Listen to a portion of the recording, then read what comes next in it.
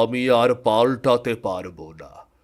তবে হ্যাঁ, আমি ওকে একটা কিছু উপহার দিতে পারি, যার মাধ্যমে ও সহজেই জীবনে এগিয়ে যেতে পারবে।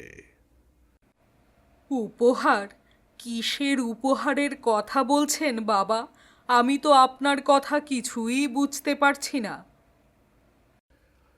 এটা একটা জাদুকরি বাঁশি। এই জাদুর বাঁশি দিয়ে ও পৃথিবীর সব কিছুকেই নিয়ন্ত্রণ করতে পারবে। ও মানুষকে খুশি করতে পারবে।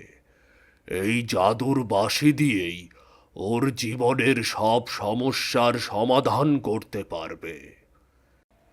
আপনাকে অনেক ধন্যবাদ। আপনার এই দয়ার কথা আমরা কোনো দিন ভুলব না।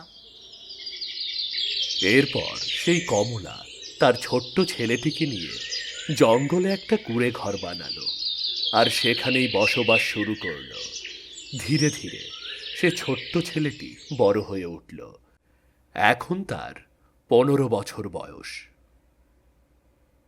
নে বাবা, আজ তোর 15 বছর পূর্ণ হলো, আর আজকের দিনে আমি এই দামি উপহারটা তোকে দিতে চাই। দামি উপহার? কোন দামি উপহারের কথা বলছো তুমি, মা?